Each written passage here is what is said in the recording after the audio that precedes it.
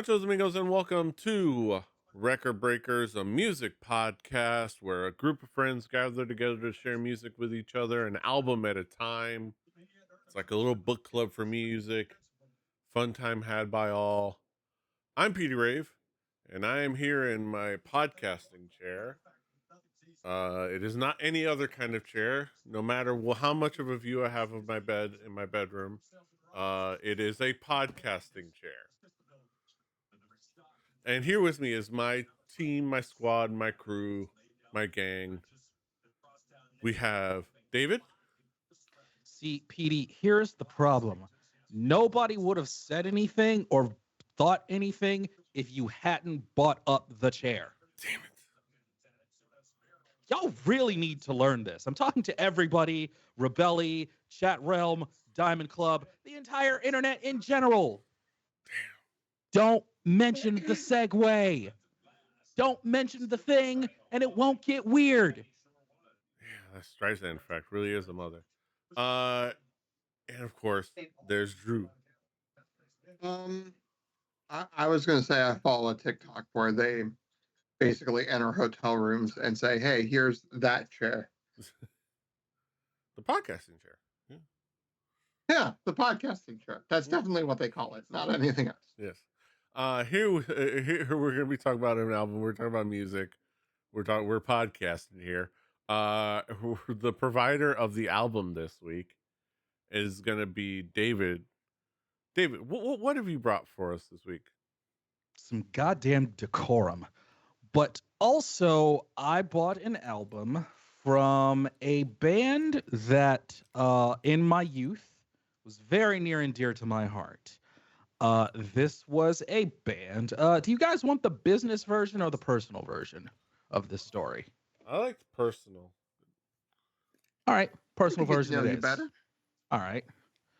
Well, back in the 90s, I thought pretty much most American rock music kind of sucked. Mm-hmm. Like, after Metallica and after grunge kind of dissipated, there really wasn't much out there that I liked in American rock music until 1997, when I heard a band from Louisville with a song called Touch, Peel, and Stand. And I bought that album by the band Days of the New. And it was the first band in a long, long time that really connected with me lyrically, sonically. Just everything about that first album really worked. Their second album, Green, had some good songs and some good moments, but it did go a little bit off the rails at the end. Travis Meeks is a very creative, very expressive singer and songwriter, and he can go places. But the album that I brought was from 2001, the third Days of the New album, entitled Red. Because the color is red. Exactly. Let's talk about expectations. Drew, what experience, what expectations did you have with this album going in? Well, I didn't really have much. I guess the first thing that kind of caught me off guard, and sort of put something in my head was that the album cover reminded me of From Under the Cork Tree, which is a Fall Out Boy record, which I knew wasn't going to be what we were getting into. But I was excited to see what this was sort of about. I noticed the bands that the fans also liked when I looked it up on Spotify, being things like Candlebox and Bush. Which I never really agreed with. Really, there's only one band from this time period that I could compare Days of the New with, and that was Alice in Chains. That was only the real direct parallel I could make. Was Alice in Chains. I have that in my B block, but I saw those bands. I saw those bands, and I was like, okay, we're getting into that era and that sort of milieu. I know at least what their peers would be. Let's see what these guys are like when it comes straight down to it. So I was excited. Mm-hmm. Pedro? I have, well, I had a very strong frame of reference. I was coming into this with some expectations, but not a rounded experience, but of course I have the frame of reference of Touch Feel and Stand being, a big song from my formative years, of course, as well, and from that era of listening to uh the South Florida's alternative 94.9 Zeta, uh and listening to rock music at that time. And uh I had the frame of reference of remembering how when they came out, when that hit was a hit, um, that they were very notable for doing, kind of fitting in with a sound that everybody was adjacent enough to post grunge to feel right in place on alongside them on the radio. Very similar, and we'll talk about it more, but very similar to Alice in Chains, where like it's adjacent enough and fits that the of course radio stations were like, okay, yeah, sure, it's the same thing. uh but I remember them being MTV Unplugged the band. That was like the thing. It was like, okay, MTV Unplugged was the thing. Now here's MTV Unplugged the band. You know? And And that was really the first thing that really hooked me because, as I said, uh, after Metallica and Alice in Chains, I really didn't like any rock music at all until these guys came around. And the hook was that they were almost exclusively acoustic based. Mhm. And that immediately made them stand out, in my opinion, in my ears. They were playing this, we'll call it Alice in Chains influenced post grunge style, but they were playing it mostly on acoustic guitars. Mhm. And as they went on and Travis's songwriting got a little bit more expansive and expressive and progressive, he started incorporating other things. But what really was Days of the News hook, if you will, was that they were mostly predominantly on acoustic guitars. Mhm. And I just thought that was a really cool sound. And lyrically, they scratched my teen angst brain like Yeah. no other band could after like Alice in Chains. Yeah, and that was a frame where, like, and of course I'm very familiar with that song. At least it is a mainstay of my 90s mixes, and it is one of the kind of the higher usage entries in my karaoke repertoire. Um, but yeah, let's talk about this album in particular. We've kind of like touched on Days of the New as a milieu, as a band, as a project. Let's talk about this album in particular. David, how would you describe this album musically in particular? I would say to someone that remembers Days of the New from Touch, Peel, and Stand and the first album, the Yellow or Orange album, from that album, you're going to get a lot of things that you're familiar with. You're going to get mostly acoustic guitars with the songs, but you've probably heard and figured out that Travis Meeks, despite his personal issues, began to evolve and progress as a singer and a songwriter. And he started to expand his songwriting a little bit and incorporate some different ideas. And this album is probably the best representation of that. You still have the kinds of songs that would have absolutely been played on the radio, but you also hear that Travis is a lot more confident in his creativity and his songwriting. Uh, After that first album, Days of the New essentially became a Travis Meeks solo project, but with the following two albums, you really saw the evolution of his songwriting. And I think this album is really the pinnacle of what he was trying to make with Days of the New. Mhm. Uh, Drew, how would you describe this album musically? Well, it's funny. After reading up about the band and stuff like that, the Alice in Chains inspiration that hit me very early on. When listening to this, it's kind of clear on how that came. Um, but like the Alice in Chains, Mudhoney Nirvana sort of tone and like some of that compositional style is very, very much there with a lot of different additions, in my opinion. Um, you can tell they started later on, sort of in the 90s, at least it felt like it to me.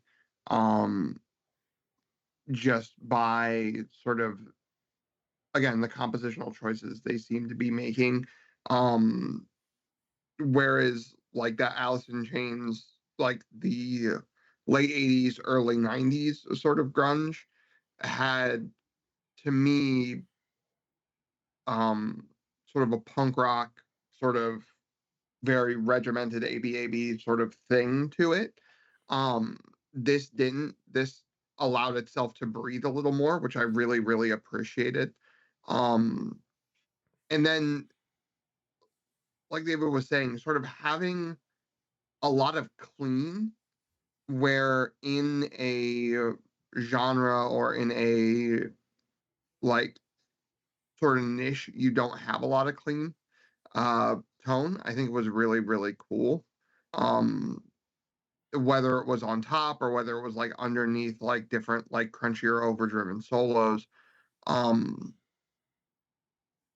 and it almost at times felt more upbeat, um which again with the tonality and like your brain clicks into that sort of grunge, which is like very angsty. Having something that's at times can bring you out of that, I think is really, really great. I think music that works with both sides of that um, is always, always a good time. Um, and it almost feels, because of that, eraless. Whereas, like, yes, like your first listen to it, there is definite inspiration from that. Um, from that late 80s, early 90s grunge scene, especially the Alice in Chains. Um, but I don't think it would feel out of place in, I believe this album came out, what, early 2000s, 2001-ish? 2001. Yeah. Okay, that's what I thought. It wouldn't feel out of place, like, even though it has those heavy influences, it wouldn't feel out of place in 2005. It wouldn't feel out of place in 2010. Heck, if I turned on 88.9 now and heard this, I don't think it would feel out of place.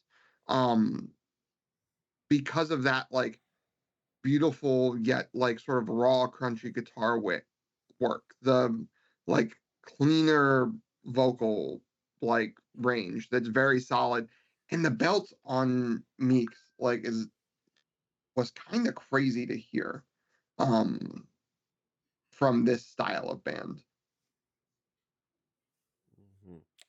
Mhm. Yeah, this calls back to sounds that I remember. The uh, you can hear the influences very clearly. Um, you can hear the Alice in Chains influences, and you can hear kind of that post grunge sound. It's very interesting, kind of like look at it musically because of the context, is like of the fact that Travis Meeks was signed, and the band was signed when he was 17, 17 right Hmm. here. And in many ways, I think of this band as kind of having a similar thing to like Silverchair, where you hear a band and you can hear the influences of what they were listening to in their early teens and formative years, but that was a few years ago. And similar to how uh Silverchair was a high school grunge a cover band, high school grunge band that made it big somehow. Uh, it is you hear those fresh influences from, in particular, like has been said, Alice in Chains, and then evolved from there. Because you hear kind of like the evolution of Travis Meeks becoming at the time of recording uh uh 21 uh at the time of recording, and 22 by the time like the album came out, and they did the re-recordings, um and evolving some of that composition, evolving some of that sound, um and evolving some of that feel, and it is that kind of like the way we were talking about how the sound can fit in eras past it. It's almost like you're hearing that thing of taking the sound you grew up on, and then forming it into your band, and then forming a sound. But similar to Silverchair, you hear it from a, well, that music was just the thing that was popular like a few years ago, and we're just past it, but we're not a decade from now where that would be a cyclical kind of retro influence, similar to how you look back at the 90s. um you look back to the early 90s in the grunge era, a lot of that was 70s revival, because you look at somebody like uh uh Chris Cornell. He was 24 by the time he formed. It was like in his 20s. I mean, 24. Yeah, he was 64, so it was 88. 24 by the time he like formed a Soundgarden, and it was, you know, and people like Andrew Wood forming Mother Love Bone in his 20s. All these had already grown up, and that sound had already been like a thing to look back on in that kind of like 20-year cycle, 15-20-year cycle. So it's interesting to kind of put Days of the New in between the of the moment, but not of the retro, but is so like just in that position where everything was kind of like shifting into a new era. So that, because it was a freshly post grunge band, mostly, well, post grunge adjacent band, influenced by a lot of bands and a lot of sounds, but in particular Alice in Chains, and in that fresh era, um, and hearing those sounds and why like they had hits, and they had a sound, but there was like that mixed reception. Um, Ultimately it really does shape a very cool dynamic sound, a very cool like sound that they were able to change enough into the formula, with the acoustics, with the instrumentation, with the kind of like taking those like styles, and when you're hearing those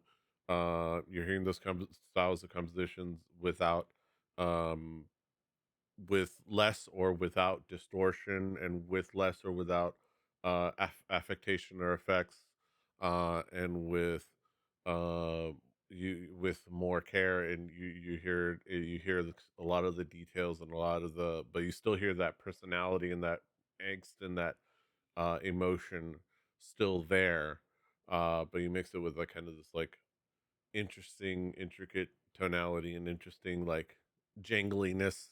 Almost kind of going even further back to the those 70 revivals stuff, with the kind of like little touches in here and there, and it's very very cool. It's very it in many ways takes you back, but in very many ways like it also does a really good job like linking those sounds to what you would hear in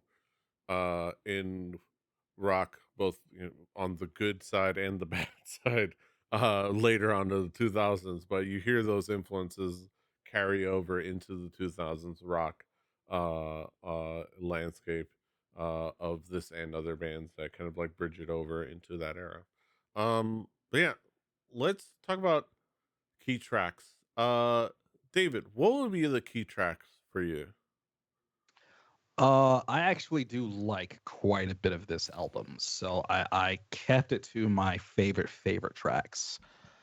Days in Our Life is a bit bouncier than I expected. I think this could have been a radio single if they wanted it to be. It was a bit reminiscent of the Downtown from the Yellow album. It had a little bit more pep in its step than a lot of Days of the New songs. Die Born is a bit more subdued, more of a classic Days of the New song. A little down is the way I'll put it, but with a really good chorus. Never Drown. I always thought this one was really underrated.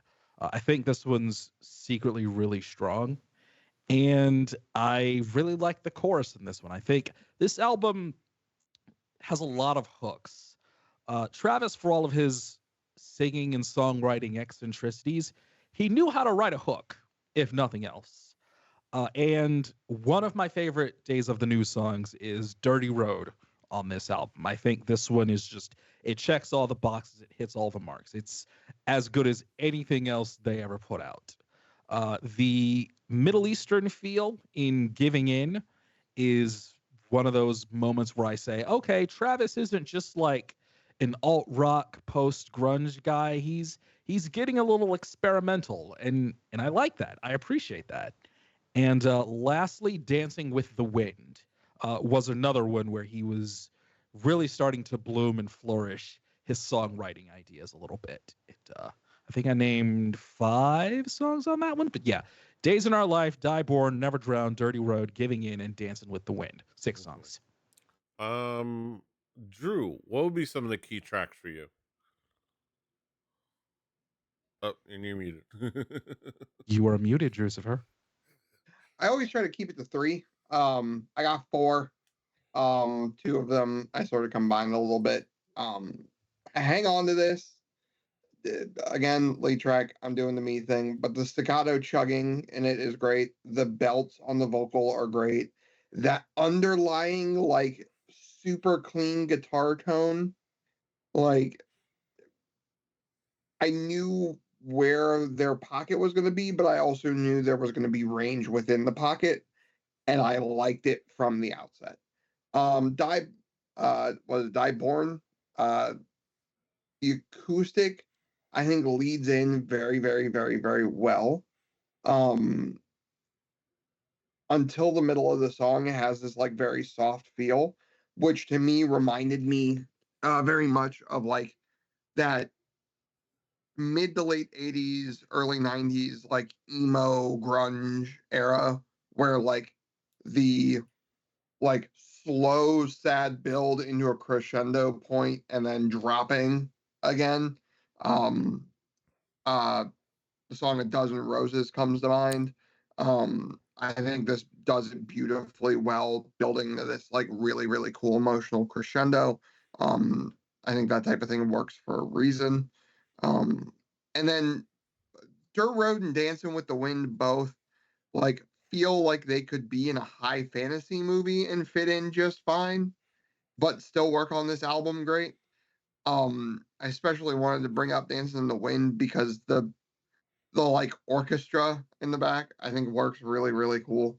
I think it has a really, really like it's a beautiful way to end an album. It's a beautiful way to leave people off.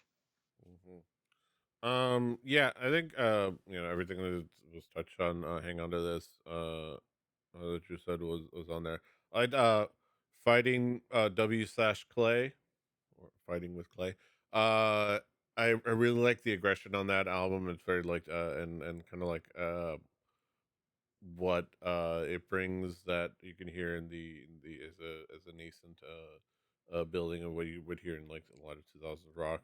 But I also liked weirdly enough something about the way um it was aggressive. The vocals were like the nice like grunge screaming, but um he was like the way for some reason the way he was actually enunciating fighting fight and I keep on fighting And I think that tone and that enunciation, the pronunciation, I think adds to the tone of the hook and the tone of the song and the kind of like the way it hits, and the way it like kind of like punches in those words really well. And I think that actually, for like a very small like detail, is supposed to just go, keep on fighting. It was like, keep on fighting, keep on fighting. I think really adds to that, the punch of it.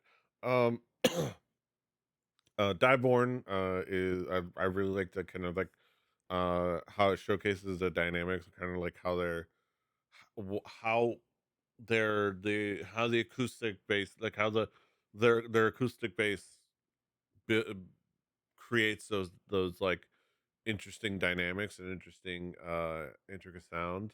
And I think it showcases it is a little bit more of like a slower tempo, like David said, down, but like I think it really showcases what's unique about Days of the New, and with how it's built and how it progresses, and like and how the guitar and like the those tones kind of like fit in there.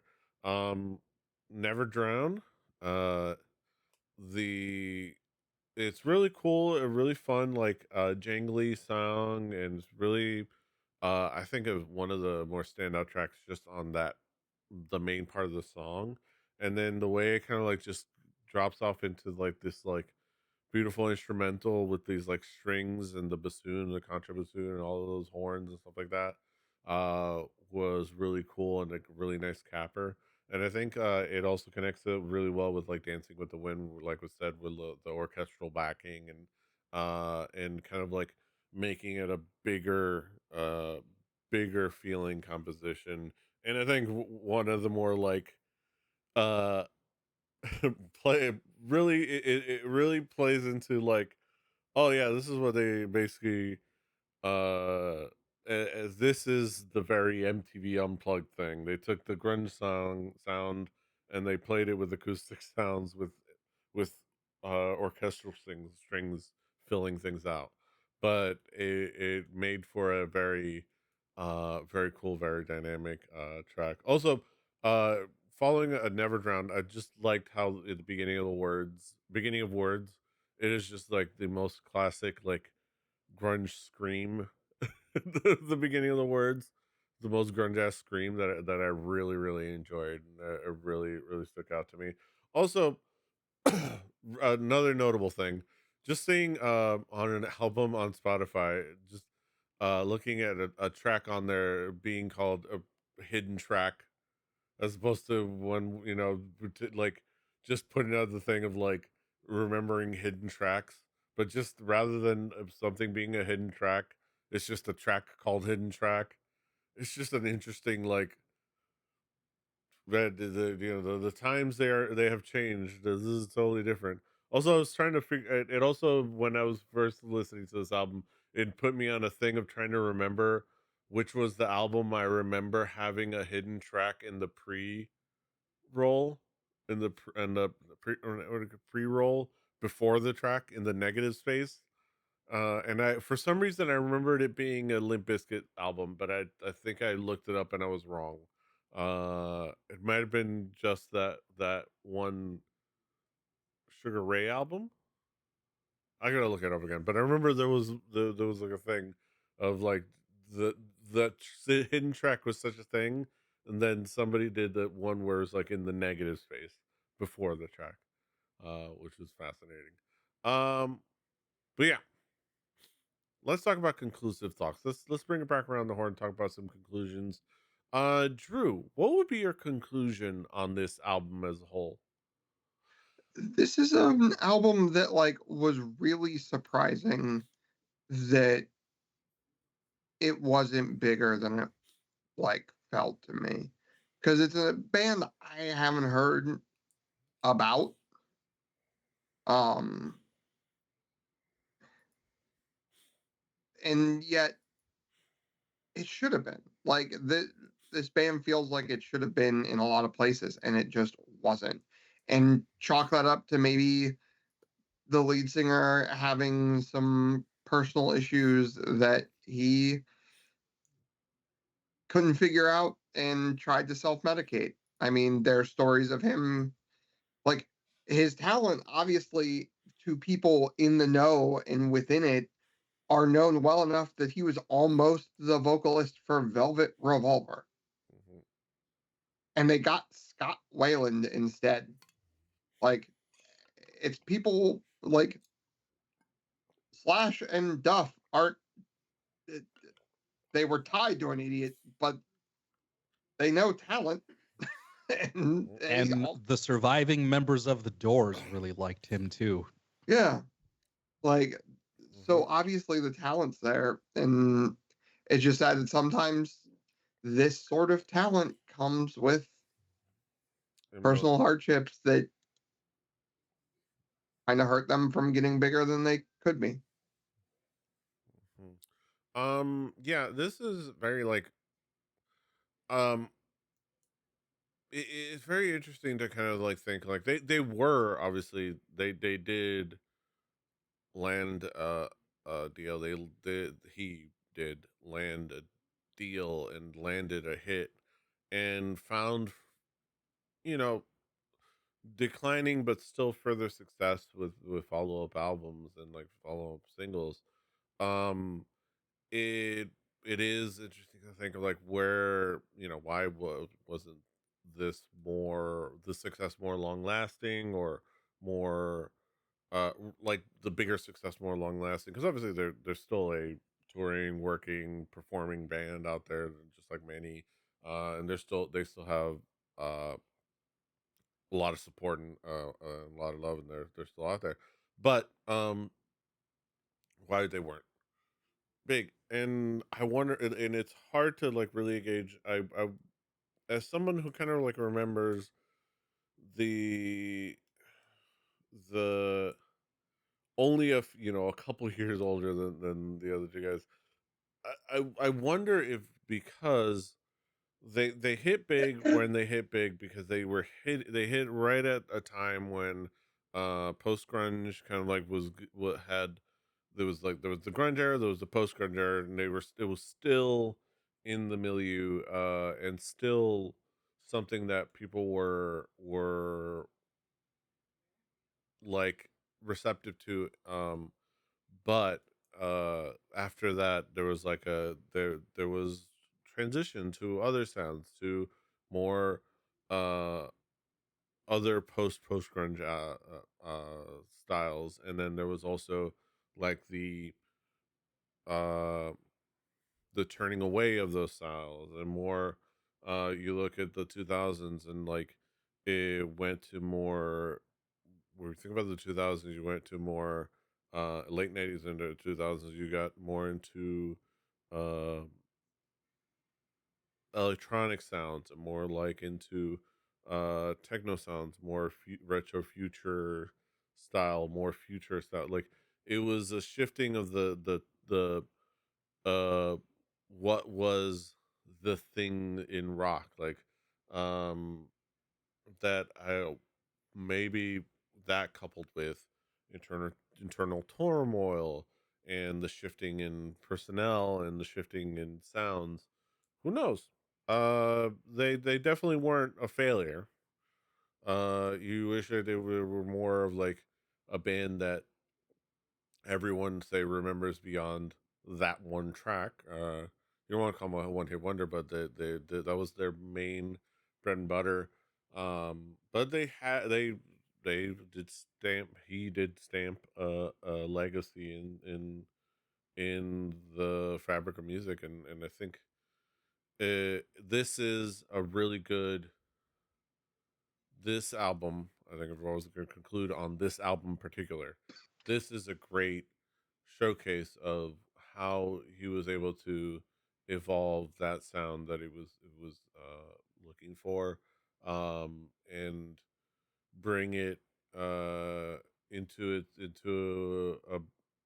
a deeper landscape, and it was cool and it's fun, and then I think it it still very much is a product of its influences and a product of a lot of other sounds, but it's cool that the choices of instrumentation, the choices of composition, add enough to the like dynamics of everything to make for a nice like addition to um to your music collection. I think like this is a nice like there's tracks from this I could just like put in anywhere, and I could just similar to a touch feel and stand, similar to that, where like it fits right in with the playlists and fits right in with all these other and when it comes on it's always welcome. um and I think it's ultimately uh it's worth checking out. The Days of the New as a whole is worth checking out. Um, you know the two albums, and you can probably poke fun at them for being the like 14th band to like decide to do the we're gonna repeatedly release self-titled albums and just differentiate them by color. Uh, But in the 90s at the time, it was the style at the time. But it was the style at the time. But way more in the 70s. yeah, that's true. So like we talked, we had Peter the Gabriel did that shit for like 30 years.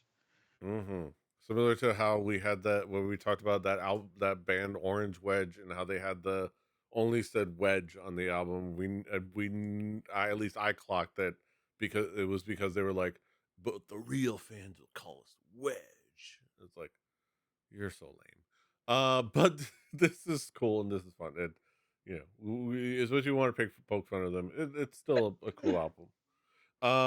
But yeah, enough of my rambling. David, what would be your conclusion on this album as a whole? I hope that at least a couple of people out there give Days of the New a chance.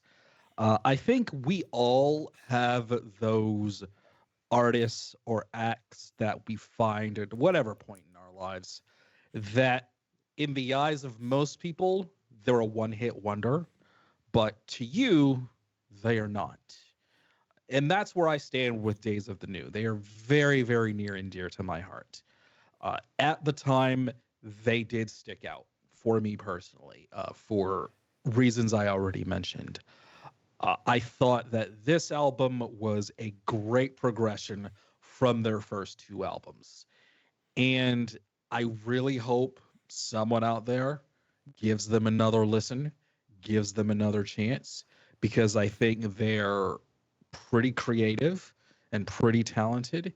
And more than anything else, I hope that despite the catchy rock songs and the acoustic guitar gimmick, I do hope you have a good time with it. And more than anything, I just hope that Travis Meeks is out there and I hope he's okay more than anything else. Mhm. I just hope Travis is okay. Yep. Yeah, and I think we all can echo that. Um, yeah, those are our thoughts on Days of the New, parens, red album, and parens. Uh, Now we get to the main event of the evening, the moment we've all been waiting All for, been waiting for. our haiku reviews. Let's get down to the Down to nitty the nitty gritty. gritty. Haikumero numero uno. Drew, what is your haiku? A grungy album with some clean tonality. Appreciate it. Mm-hmm.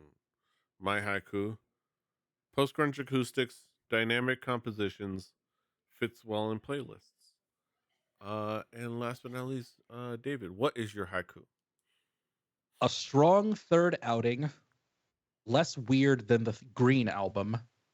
Cheers to the maestro. Mm-hmm. And yeah, those are our thoughts on the album. You can, of course, find this album on our Spotify playlist and our YouTube playlist, play Record Breakers, the home game. Do your due diligence and your due diligence. Follow along at home. On those playlists, it's going to be next week's album. And it's going to be provided by Drew. Drew, what have you got for us next week? Well, when I had one idea, but I took a turn when I figured out which episode next week is going to be. When I think of certain things, there are two bands that come to mind, and one of them fits what I usually bring more than Cypress Hill does. So I will be bringing, in my opinion, one of the more influential alt rock albums of the 90s. It is Sublime's 40 Ounces to Freedom. 40 Ounces to Freedom. There's more tracks than you remember, and 6 of them are covers. Yeah. So look forward to that. But that'll be next week, and this is this week. And you can, of course, find us all over the internet. Recordbreakers.fun, rebelli.net, Rebelli TV on YouTube and on Twitch. Watch the VODs and episodes on YouTube of this and our other streams. And watch us live for this and our other streams on Rebelli TV on Twitch. And check out all the things, like, share, subscribe. Find us everywhere you find podcasts, like Spotify, Apple Podcasts, and where you can subscribe to the feed on our website. But that being said, until next time, hasta los huevos. Toodaloo.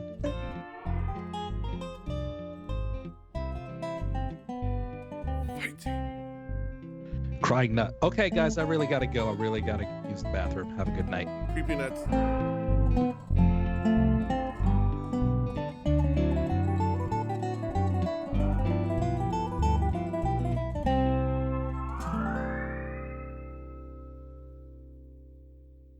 Diamond Club hopes you have enjoyed this program.